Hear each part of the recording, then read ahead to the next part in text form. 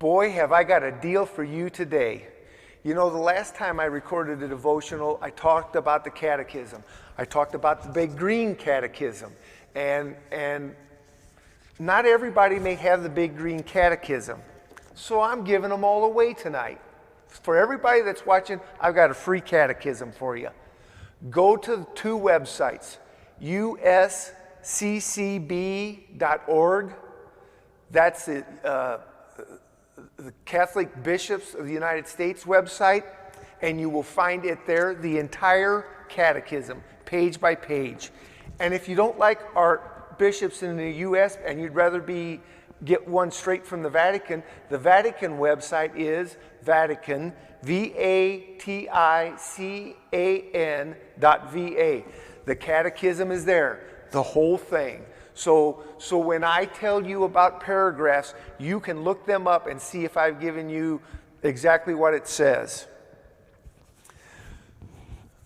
About a month ago, we had an election in this country, and at least in my mind, the outcome was contentious. I don't know, because I'm recording this a little bit before it airs, I don't know if it will be decided or not.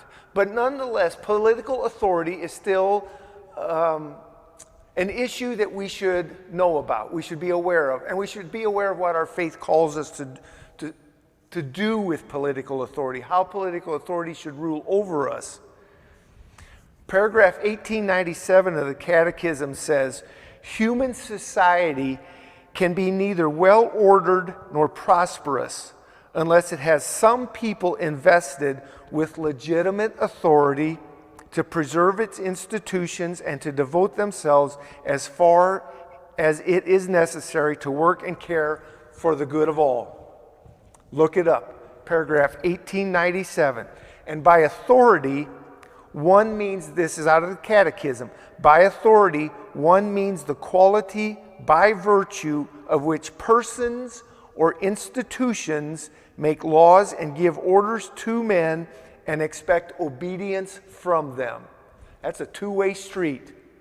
They give us the laws, we obey them. It's a two-way street. Paragraph 1899 in the Catechism, and I'm not going to read the whole paragraph this time, I'm only reading excerpts. The authority required by the moral order derives from God. Any authority on this green earth comes from God. That's what that paragraph says. Paragraph 1901 says, if authority belongs to the order established by God, that comes from that other paragraph. If it comes from the order established by God, the choice of the political regime and the appointment of rulers are left to the free decisions of citizens. The authority comes from God, but the decision for those rulers comes from its citizens, if it is well ordered.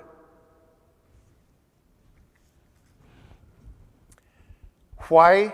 What should authority do? Okay, we've now found out that we need to have it for society to be prosperous.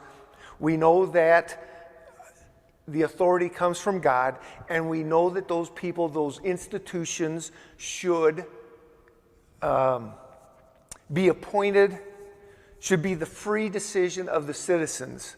So now what does the authority do? Authority does not derive its moral legitimacy from itself. It must act for the common good. So any authority out there should act for the common good. It can't pick one group of people and do something for them if it's going to harm another group of people. It has to be for the common good of all. And there are actually two paragraphs.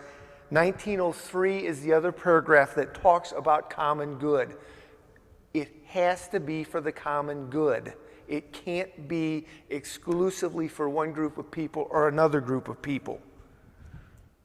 Paragraph 1904 probably extends that idea of common good just a little bit farther, in that it says, it is preferable that each power be balanced by other powers and by other spheres of responsibility. Well, that's the way our country was set up. We've got 3 levels of government. We've got the judicial, the legislative, and the executive. There are checks and balances in the system, or at least that's the way my mind thinks of what that sentence means. This is the principle of rule of law, in which the law is sovereign and not the arbitrary will of men. When I read that, that sounds like a dictatorship. That's not what authority is. That's not the authority that the Catechism wants to embrace. And I don't think that's the authority that Christians want to embrace. There's a very nice prayer in paragraph 1900 of the Catechism, and it's from Pope St. Clement of Rome. It's an ancient prayer, and it's for political authorities. It says this: "Grant to them, Lord, health, peace, concord, and stability, so that they may exercise without offense the sovereignty that you have given them. Master, heavenly King of the ages, you give glory, honor, and power over the things of the earth to the sons of men.